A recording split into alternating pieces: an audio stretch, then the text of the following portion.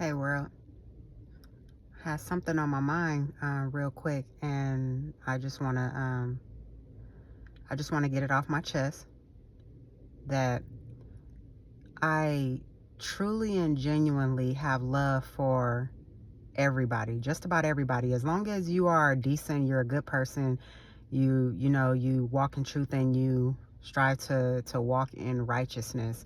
I genuinely have love for good people. So I just want to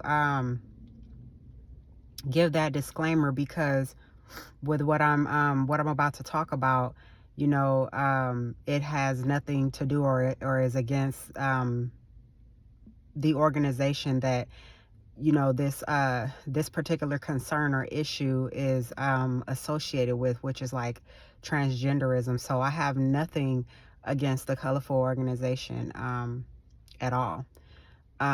But I just want to say that I am absolutely against the mutil the mutilate the mutatil the mutatil oh my god. Oh, I'm gonna get it out. I'm gonna get it out for sure. It's gotta happen. I am absolutely against the mutilization of children's genitalia. And I have to say that because I really appreciate the fact that there is a lot of people that are talking about, the sexualization of children and really voicing how, you know, we're absolutely against trying to normalize the sexualization of children. And, even more so, to the extent of, encouraging or influencing the mutilization of their genitalia. Because my problem is that it's already an issue. It's already wrong, right? Because sexuality and children should not be in the same it should not be in the same conversation, you know? Um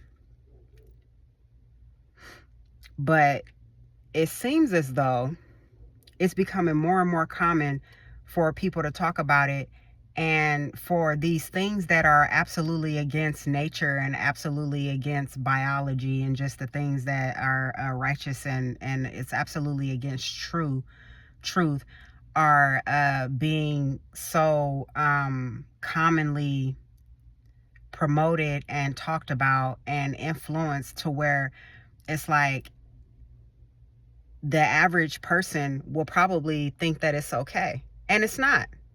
And that's my issue. My issue is with the mutilization of the genitalia of children anyway, but it's like the enemy and all of these weirdos and these sickos and the people that have these weird fetishes, they think that they're slick, and it's like the more that you're being exposed to it, then the more that you're in acceptance to it, because that's what happens in the subconscious mind.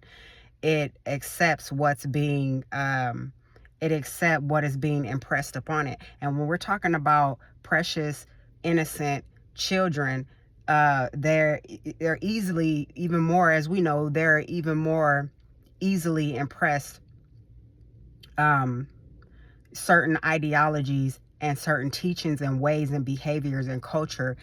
They are more susceptible, they're more easily influenced, right? Their subconsciouses are way far more easily influenced, um to for people to impress upon their subconscious and children. So, you know it's one thing for people to have a certain type of preference or a certain type of sexuality.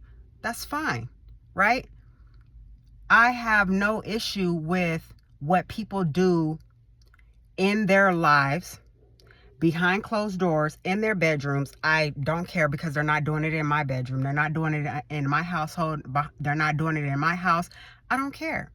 If you're into children and animals, that's a whole different story. I honestly have a problem with that, and that is absolutely against that is absolutely against my beliefs and just everything that I stand for. So as I said, I mean, no judgment here. Who you choose to engage with and engage in those acts with, as long as it's, you know, not with children and animals, I have no issue with it at all. It's not none of my business, and quite frankly, I don't care. I don't. It. I don't. It's as I said, it's not my business. You're not doing it in my bed. But for people to normalize and try to make it seem like it's normal, and for not enough people to, talk about uh how unacceptable and how inappropriate it is for these children, these babies, to be, influenced by uh certain ways, practices, and, more specifically, sexuality. Because when you talk about the colorful organization and their ways and things like that, we're talking about sexuality. So I don't understand why it's so hard for people to understand that these are, when it comes to those things and those ways, and then we're talking about children, those should be two separate things. And I, even more so, it's so mind-boggling, and I can't understand, why is it that why are we even having the conversation with children about the mutilization of their genitalia, if it's not for health reasons, for life-saving or life preserving measures or actions? I don't understand that. So I wish somebody would help me understand. I have great sense. I have great common sense. So, that was me being a little sarcastic, but, it just really doesn't make any sense. I don't understand why we're even having those conversations. Why is it that kids are being prematurely sexualized? Why are we having conversations if we're not educating and talking about preventative measures and talking about diseases and just educating kids on sexuality at an appropriate age? Why are we having conversations with kids about sex change? Sex change equals the mutilization of their genitalia. Somebody please make it make sense, because it's not making any sense to me. Let a kid be a kid. They should be evolving and growing and progressing appropriately. There's a time and a place for everything, and sexuality should not be it.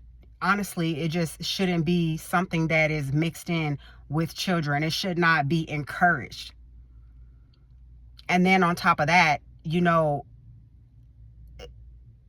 like pushing and encouraging and influencing and pressuring them to where they'll have a thought that their genitalia should not be on their body, that there's something wrong with them, and that it's so bad that they need to change it to something that it's not, or that it doesn't belong on their body. So let's mutilate it. Let's cut it up.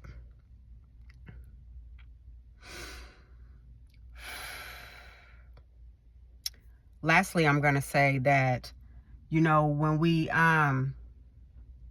look at this topic and this idea from a broader and bigger perspective, when you know about things that is going on, and you are aware of the bigger plan and the bigger agenda of the enemy, then you already know what time it is, right?